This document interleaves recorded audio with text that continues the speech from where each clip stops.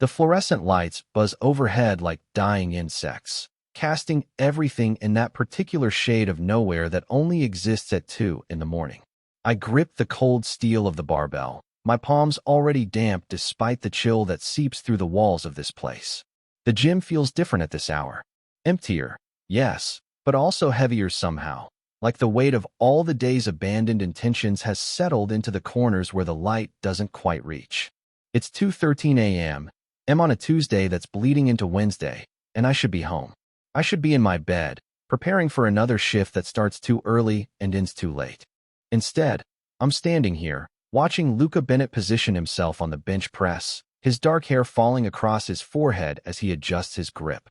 The tattoos that sleeve his left arm seem to move in the shifting light, constellations of ink that tell stories I've never asked to hear. He looks up at me, and there's something in his eyes I haven't seen before. Not the easy confidence that usually lives there, not the quick spark of humor that makes our late-night sessions feel less like exercise and more like escape. This is different. Smaller. More fragile. Just don't let me drop it, okay? His voice is barely above a whisper, but in the cathedral silence of the empty gym, it might as well be a shout. The words hang between us, and I know we're not just talking about the weight anymore. We haven't been talking about just the weight for weeks now, maybe months, but neither of us has been brave enough to say it out loud. I nod, positioning my hands just above the bar, close enough to catch it if his strength fails, close enough that I can smell the faint scent of his cologne mixed with honest sweat. My heart is pounding harder than it should be for someone who's just spotting, harder than it has any right to pound when we're supposed to be just gym buddies, just two people who happen to keep the same ridiculous hours. We promised each other this would stay simple. No complications, no crossed lines, no messy entanglements that would ruin the one good thing we'd both stumbled into. Just dumbbells, we used to joke. No drama, just weights and the kind of companionship that doesn't ask too many questions. But promises are fragile things, especially the ones we make to protect ourselves from what we want most. Luca begins his set, and I watch the way his chest rises and falls with each controlled breath, the way his jaw tenses with concentration, the way his eyes find mine between each rep as if checking that I'm still here, still present, still willing to catch him if he falls. The barbell moves up and down in perfect rhythm, but there's nothing perfect about the way my pulse quickens each time he breathes my name under his breath, each time his fingers adjust their grip and mine mirror the movement without conscious thought. The gym around us feels like a different planet. During the day, it's full of grunting and posturing, the clash of metal against metal, the thrum of treadmills, and the aggressive encouragement of personal trainers. But now, in these stolen hours between night and morning, it belongs to us. The vending machines hum their electric lullabies. The mirrors reflect only empty space and the two of us, suspended in this moment that feels both infinite and desperately fleeting. I think about how we ended up here. 6 months ago, I was just another insomniac looking for a way to burn off the stress of keeping people alive for a living. Paramedic work leaves you wired in ways that normal people don't understand. You see too much, carry too much, and sleep becomes this elusive thing that hovers just out of reach. The late-night gym sessions started as therapy, a way to exhaust my body so my mind might finally quiet down. Luca appeared like he belonged here, like he'd been born in the space between midnight and dawn.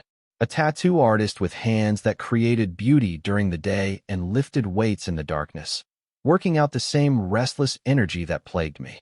We circled each other for weeks before exchanging more than nods. Then came the night I forgot my water bottle, and he offered to share his. Such a small thing, but it cracked something open between us. The conversation that followed was careful, the way all beginnings are when you're not sure if you're building something or breaking it. We established our boundaries early, perhaps too early, perhaps because we both recognized something dangerous in the easy way we fit together. Gym buddies, we agreed. Nothing more complicated than that. We shook hands like it was a business deal, like we were negotiating the terms of our own protection. Now, watching him push through another rep, I realize how naive we were to think we could control this. Attraction doesn't follow the rules we set for it. It doesn't respect the neat categories we try to build around our lives. It seeps in through the cracks anyway, patient and persistent as water finding its way through stone. The weight trembles slightly in his grip, and my hands move closer instinctively. He's stronger than he looks, stronger than his lean frame suggests, but everyone has limits. I've learned is over these months of shared silence and stolen glances. I know when he's pushing too hard, when his form starts to suffer, when pride is about to write a check his body can't cash. But tonight feels different. Tonight, he's not just testing his physical limits. There's something else he's working through, something that brought him here at this impossible hour with a text message that felt more like a confession than a request. Can you spot me? Such simple words, but they carried weight that had nothing to do with iron plates and everything to do with trust. The fluorescent lights flicker once, casting us in momentary shadow, and when they steady again, I catch him looking at me with an expression I've never seen before. Vulnerable doesn't begin to cover it. It's the look of someone who's been carrying something heavy for too long and is finally ready to set it down, ready to risk being seen completely. He finishes his set and sits up slowly, not stepping away from the bench, not creating the careful distance we usually maintain. His breathing is heavy, but his eyes are steady on mine, and I realize we're standing closer than we've ever stood before. Close enough that I can see the small scar above his left eyebrow. Close enough that I can count the flecks of gold in his dark eyes. Close enough that all our careful boundaries suddenly feel like suggestions rather than rules. The gym's silence wraps around us like a secret we're both keeping, like a question neither of us is quite ready to ask. But it's there now, hanging in the air between us, as real and present as the weight he just finished lifting. More real, maybe, because this is the kind of weight that doesn't get easier to carry with practice. This is the kind that grows heavier the longer you hold it. I help him rack the bar, our hands brushing as we guide it into place, and neither of us pulls away immediately. The contact lasts perhaps a second longer than necessary, but it feels like falling, like the moment when you realize you've stepped off a cliff and there's nothing left to do but trust that someone will catch you. We promised to stay just gym buddies.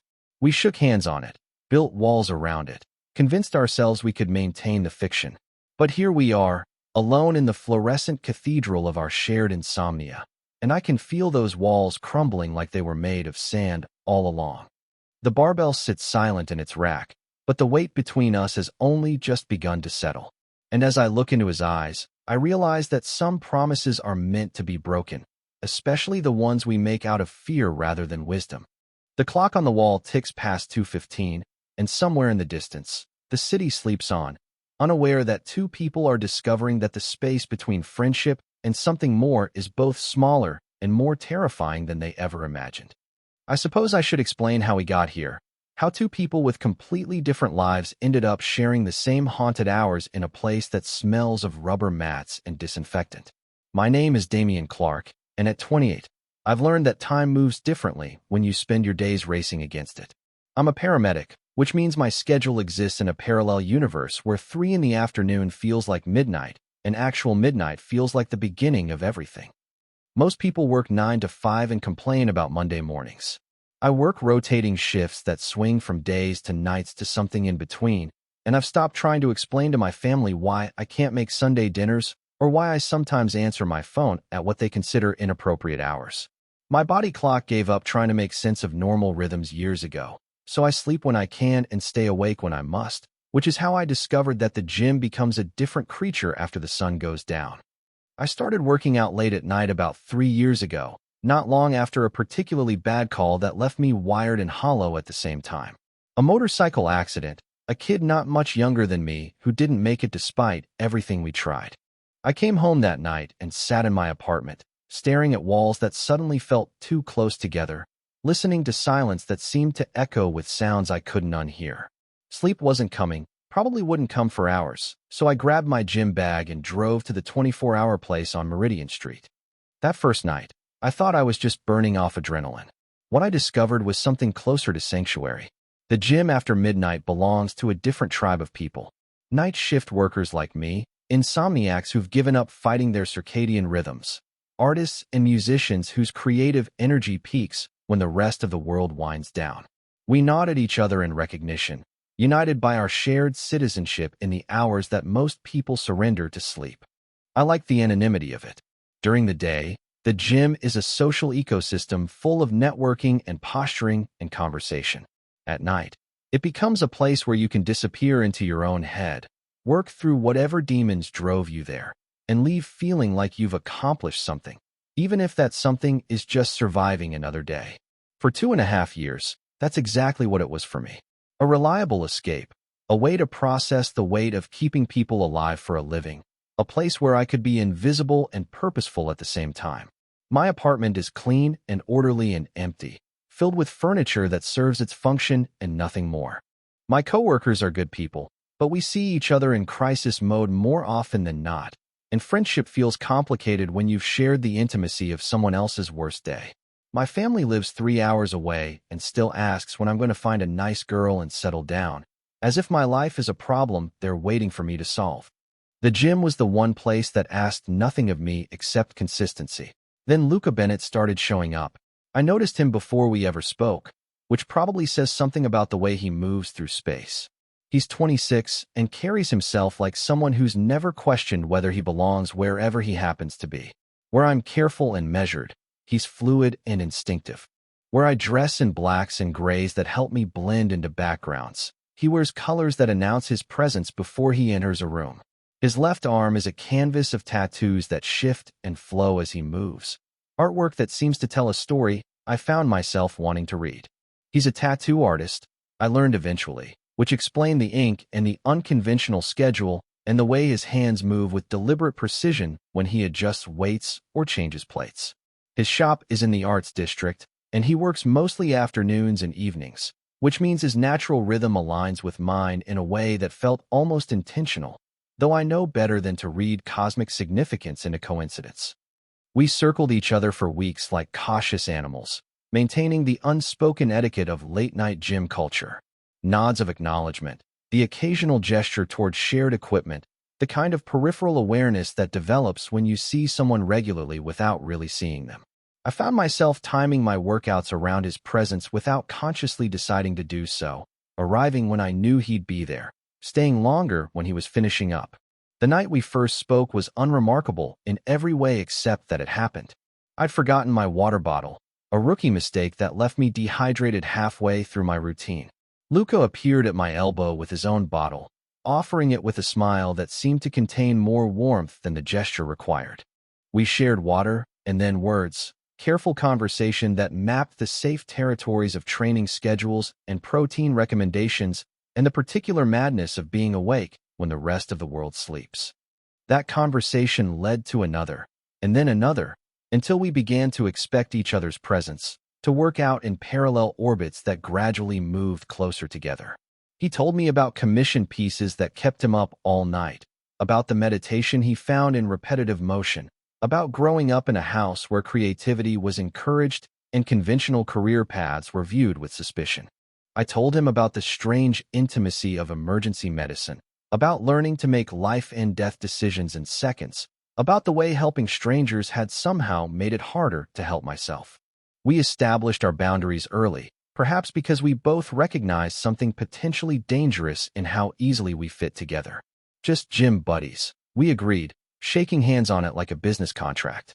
No complications, no crossed wires, no risk of ruining the one good thing we'd both stumbled into during these borrowed hours. We were so careful, so deliberate about maintaining that distance. And yet here we are, 6 months later, standing closer than we've ever stood, and I'm beginning to understand that some promises are less like walls and more like wishful thinking. The text arrives at 1:48 a.m. On a Thursday that feels more like the end of Wednesday than the beginning of anything new. I'm lying in bed, staring at the ceiling and listening to the radiator tick its mechanical lullaby, when my phone lights up the darkness. Can you spot me? Can't sleep. Need to work something out. It's Luca, of course. We've been texting sporadically for weeks now, usually about scheduling or the occasional shared observation about late-night gym politics, but this feels different. There's something raw in the brevity of it, something that makes me sit up and read it twice before I fully understand what he's asking. I should stay home. It's late, even by our standards, and I have an early shift tomorrow that starts at 6. My body is tired in that bone-deep way that comes from too many consecutive days of keeping other people alive, and the smart thing would be to try for sleep, to give myself the gift of a few hours of unconsciousness before I have to be sharp and present and responsible again. But there's something in those 3 sentences that pulls at me, something that sounds less like a request and more like a need. I find myself getting dressed before I've consciously decided to go, pulling on workout clothes and grabbing my keys like my body has already made the choice my mind is still debating. The drive to the gym takes 12 minutes at this hour, through streets that wear their emptiness like a comfortable old coat. Traffic lights blink their colors to no one, and the few people I see are either ending their night or beginning something that doesn't have a name. I park in my usual spot and sit for a moment, engine ticking as it cools, wondering what I'm walking into. The gym's fluorescent lights are harsh after the soft darkness of the car, and for a moment I'm blind, blinking until the familiar landscape of equipment and mirrors comes into focus. Luca is already there, mid-set on the incline press, sweat gleaming on his shoulders despite the artificial chill that always seems to permeate this place after midnight. He looks up when he hears my footsteps, and the smile he gives me isn't his usual bright grin, the one that seems to contain its own light source. This smile is smaller, more fragile, like something he's offering but isn't sure I'll accept. There are shadows under his eyes that suggest he's been awake longer than usual, and his movements have a restless quality that speaks to whatever drove him here at this impossible hour. "Thanks for coming," he says, racking the weight with more care than usual. "I wasn't sure you would." I shrug, setting my bag down in the space we've somehow claimed as ours over these months of shared insomnia. "Couldn't sleep anyway," I tell him, which is true enough, though I don't mention that sleep has been elusive lately for reasons I'm not ready to examine. We work out in companionable silence at first, our usual playlist providing a low soundtrack of instrumental music that seems designed for spaces like this, places where people come to work through things that don't have easy solutions. I watch him move through his routine, noting the subtle signs of tension in his shoulders, the way he grips the weights just a little too tightly, as if he's holding on to something more than metal and rubber. There's always been a rhythm to our sessions, an unspoken choreography where we move around each other with practiced efficiency, sharing equipment and space with the ease of people who've learned each other's patterns. But tonight feels different. Tonight, there's an undercurrent of something I can't quite name, a frequency that hums just below the surface of our normal interactions. When he moves to the bench press, he hesitates, looking at the bar like it might contain answers to questions he hasn't figured out how to ask. Then he looks at me, and there's something in his expression that makes my breath catch, something vulnerable and open that we've both been careful to avoid. "Stay close," he says, positioning himself on the bench. "Don't let go, okay?" It's such a simple request, the kind of thing spotters say to each other every day in gyms across the world. But the way he says it, the weight he puts on those words, makes it feel like something else entirely. Like a confession disguised as instruction, like a need dressed up as practical concern. I move into position above him, hands hovering just over the bar, close enough to catch it if his strength fails, but careful not to interfere with his movement. This is familiar territory, something we've done dozens of times before, but tonight it feels charged with significance I'm not sure either of us is ready to acknowledge. He begins his set, and I watch the concentration settle over his features like a mask, the way his breathing regulates into the steady rhythm of exertion and control. But his eyes keep finding mine between reps, holding my gaze for moments that stretch longer than they should, and I realize we're not just talking about weights anymore.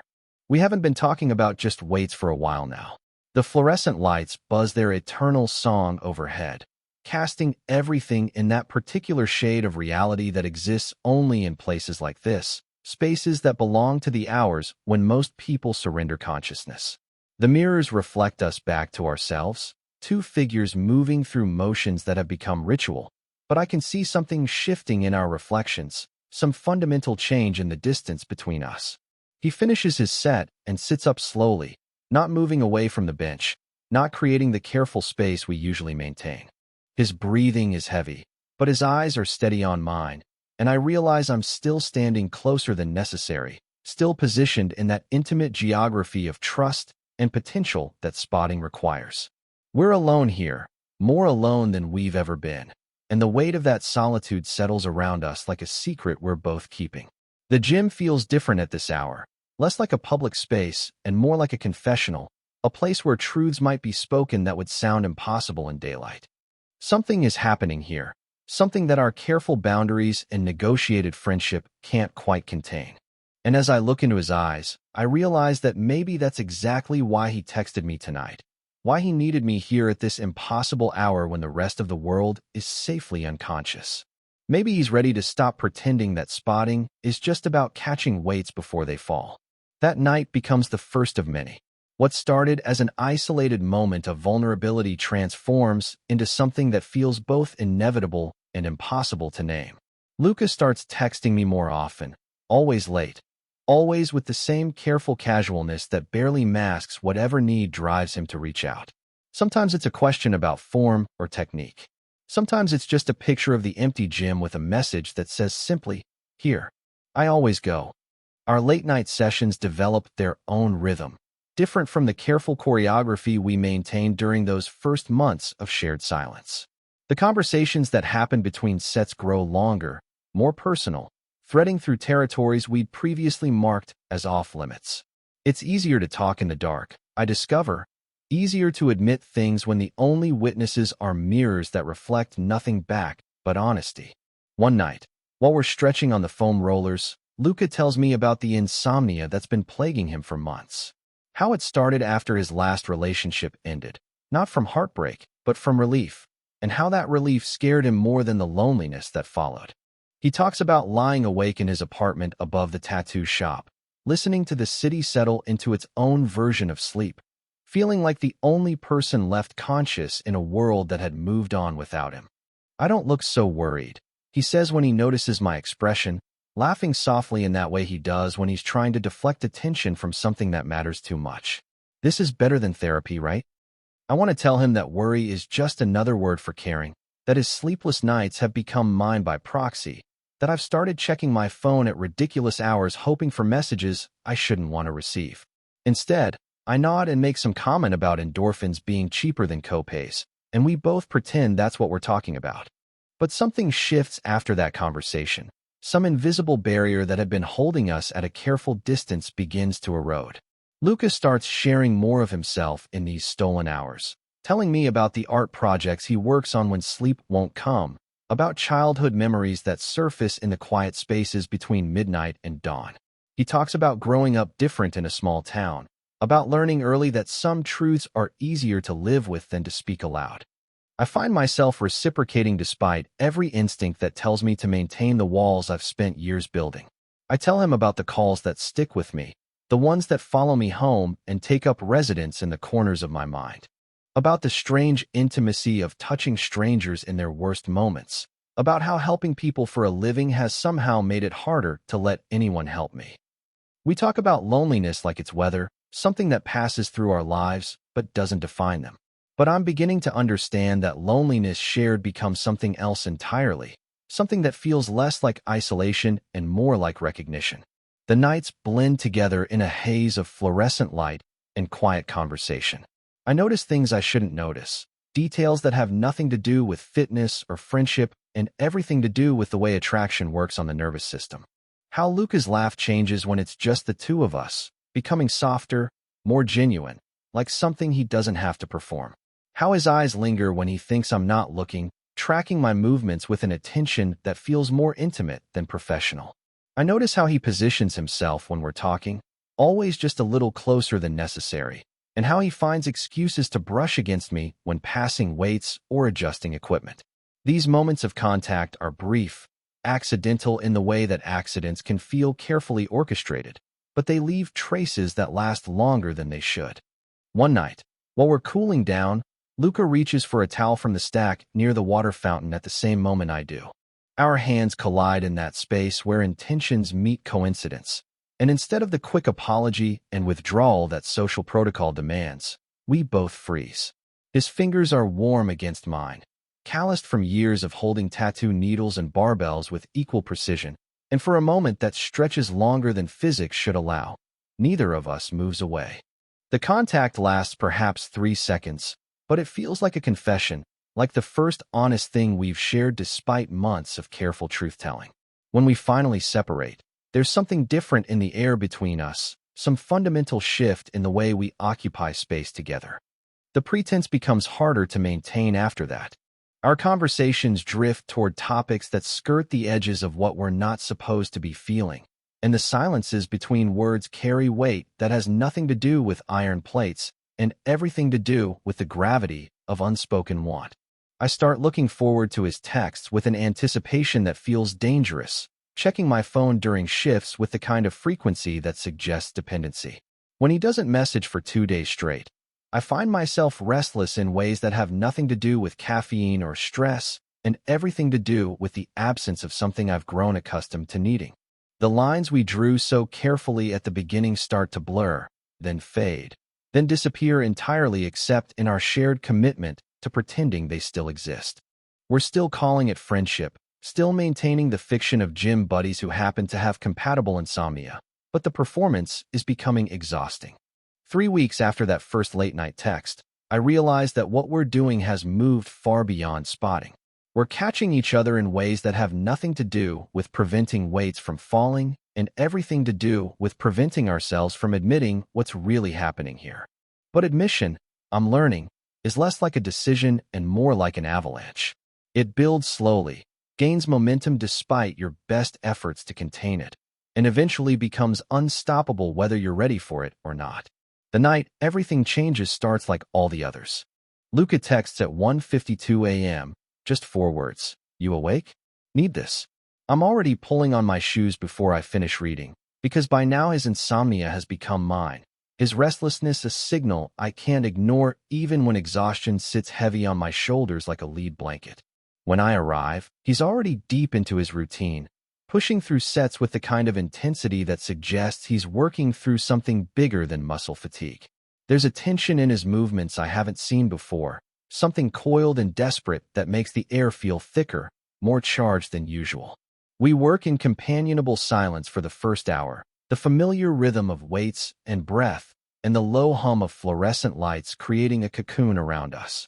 But I can feel something building, some pressure that's been accumulating for weeks and is finally approaching critical mass. It's in the way he grips the weights just a little too tight, in the way his eyes find mine and hold longer than they should, in the way the space between us seems to vibrate with things we're not saying. He moves to the bench press, the same station where this all began, where we first acknowledged that spotting might mean something more than preventing accidents. The weight he's loaded is heavier than usual, challenging enough that I position myself closer, hands hovering nearer to the bar in case his strength fails at the wrong moment. The first few reps go smoothly, his form perfect despite the obvious strain. But on the 4th rep, something shifts. The weight trembles in his grip, not from muscle failure, but from something else entirely. And when I lean forward to help guide the bar back to the rack, our faces are suddenly closer than they've ever been. He doesn't sit up immediately.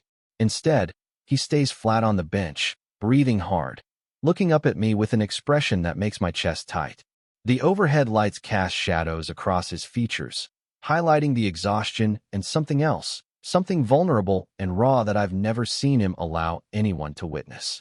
Stay there, he whispers, so quietly I almost miss it over the hum of the ventilation system. Don't move yet.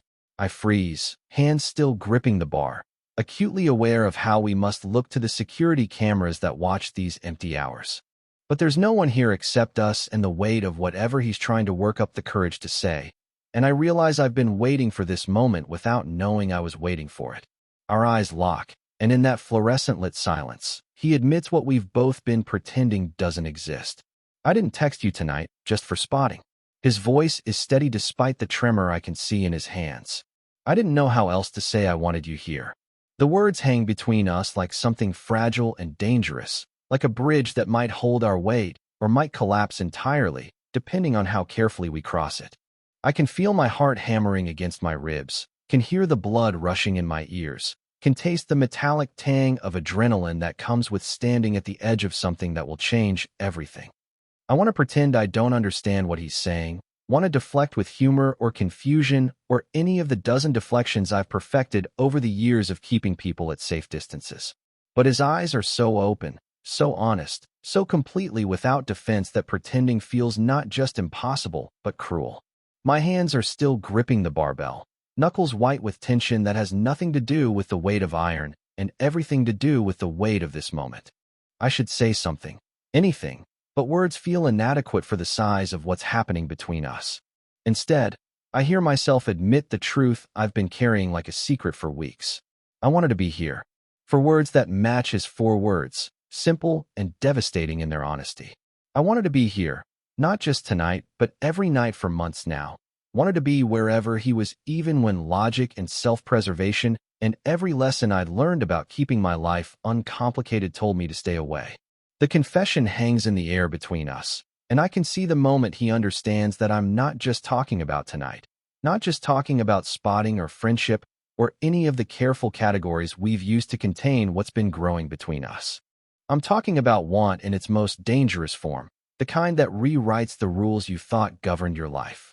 He doesn't move, doesn't sit up, doesn't break the strange intimacy of this position where I'm standing above him like some kind of guardian angel or confessor or witness to the moment he stops pretending to be satisfied with friendship. His breathing is still heavy from the exertion, but there's something else in it now, something that sounds like relief mixed with terror. We stay like that for a heartbeat that stretches into eternity, him lying on the bench looking up at me standing above him with my hands still positioned to catch whatever falls. The metaphor isn't lost on either of us. This is what spotting really means, this willingness to be present when someone pushes beyond their limits, this promise to catch them if they can't hold the weight alone.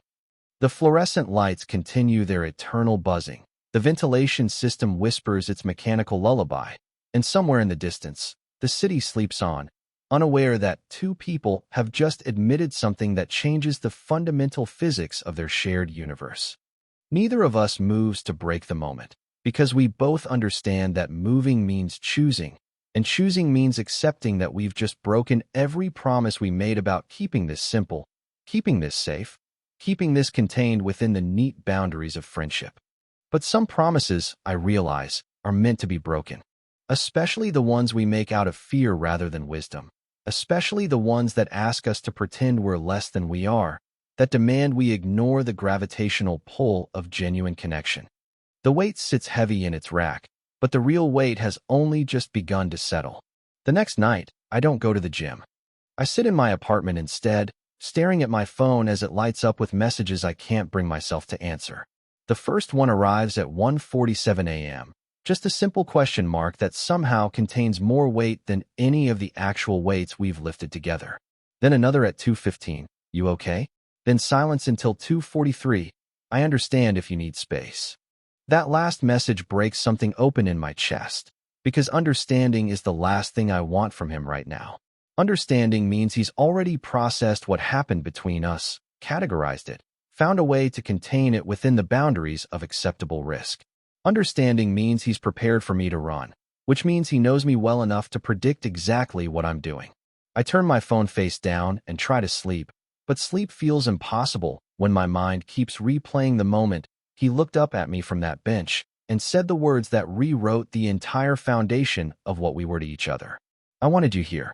Such simple words, but they've been echoing in my head for 26 hours now, bouncing off the walls of my carefully constructed life like a song I can't stop humming. By the 3rd night, the silence feels heavier than anything I've ever lifted. My phone stays quiet, and somehow that's worse than the messages were. It means he's given up, or given in, or decided that my absence is answer enough to the question he asked with his vulnerability. It means I've heard him in the exact way I've spent months trying to avoid, by making him believe that honesty was welcome and then disappearing when he offered it. I lie in bed and think about courage, about the difference between the kind that lets you run into burning buildings and the kind that lets you admit you want something you're not supposed to want. Paramedic training teaches you to assess risk quickly, to make decisions under pressure, to trust your instincts when lives are on the line. But none of that preparation helps when the life at risk is your own, when the emergency is emotional rather than medical, when the choice you have to make involves opening yourself up instead of closing wounds. The 4th night, I drive to the gym without deciding to. My body makes the choice before my mind catches up, muscle memory steering me through streets that have become as familiar as breathing. I park in my usual spot and sit for a long moment, engine ticking in the silence, trying to find the words for what I need to say. When I walk inside, Luca is already there, but he's not working out. He's sitting on the bench where everything changed, still and quiet in a way that makes him look smaller than I've ever seen him. His head is down, hands clasped between his knees, and for a moment I think he might not have heard me come in. But then he looks up, and the expression on his face is so carefully neutral it might as well be a wall. No hope, no anger, no hurt, just the kind of professional pleasantness you reserve for strangers and people who've disappointed you beyond the reach of forgiveness.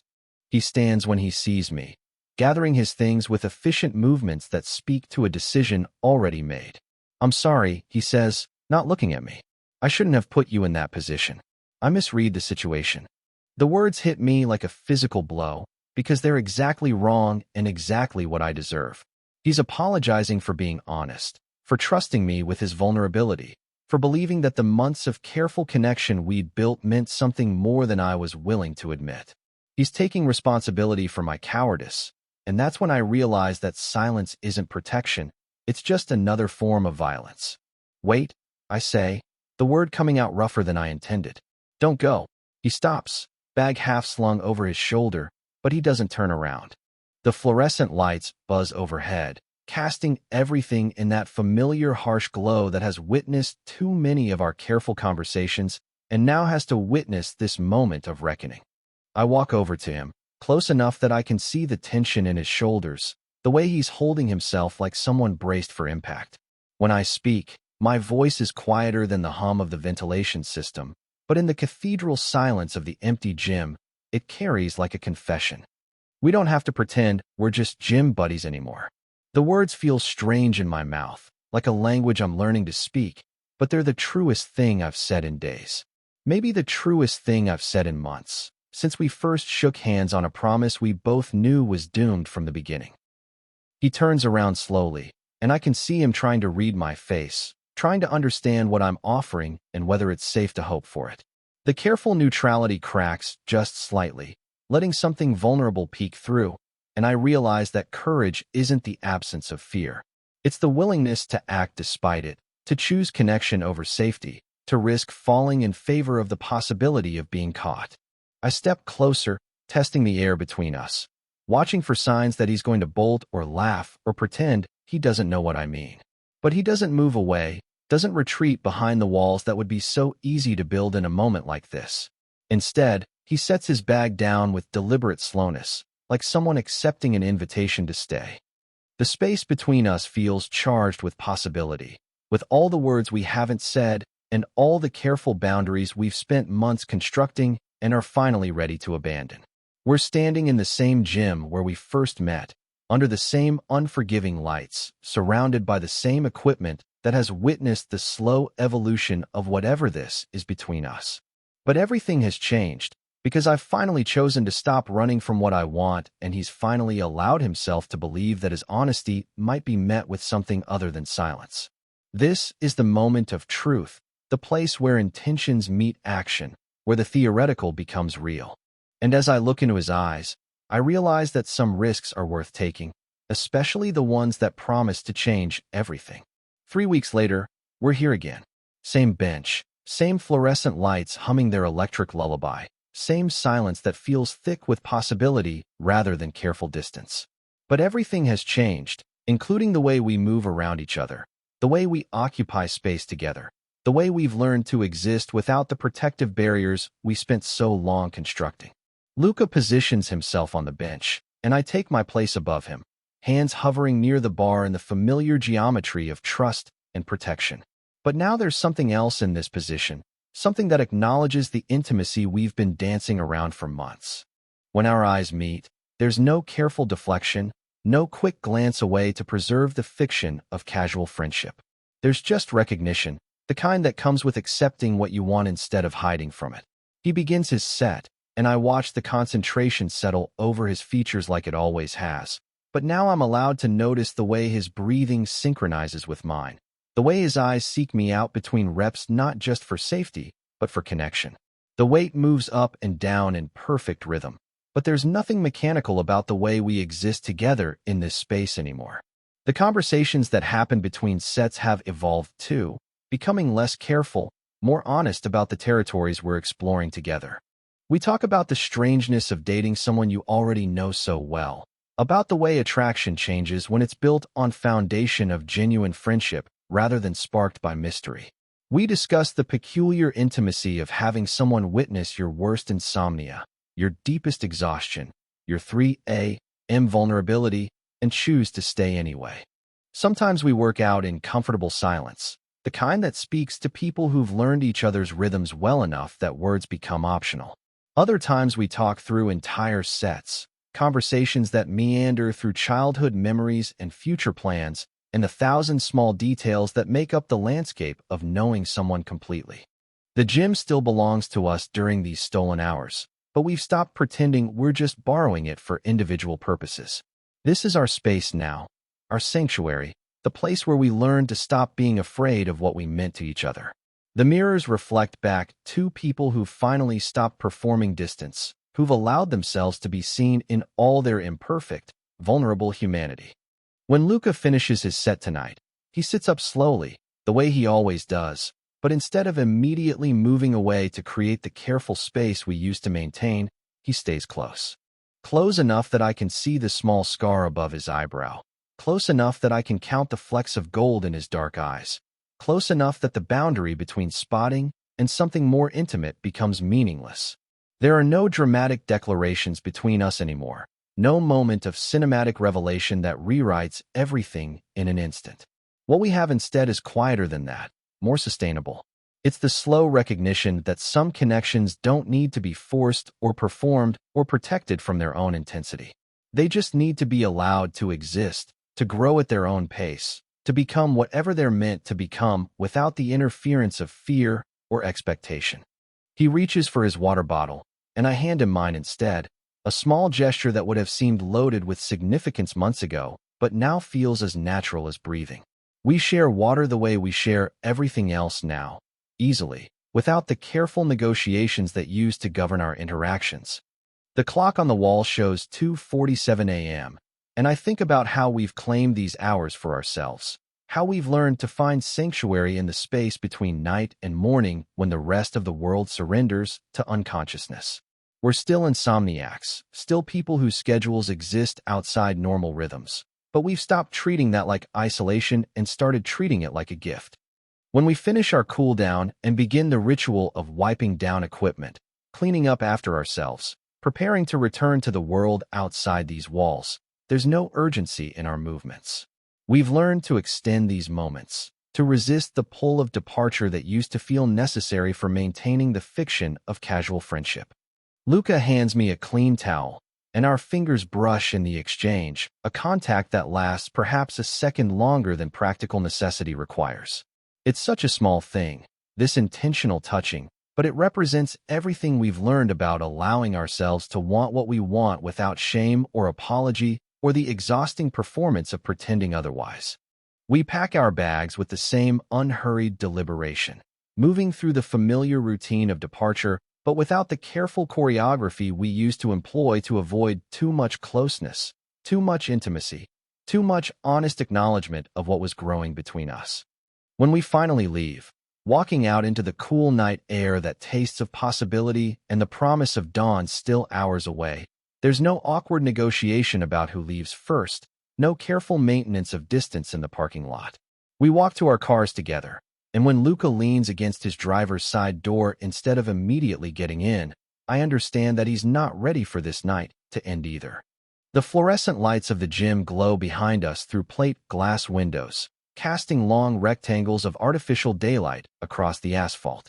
In a few hours, this place will fill with the noise and energy of people beginning their days, but right now it belongs to us and the quiet intimacy we've built in the spaces between midnight and morning.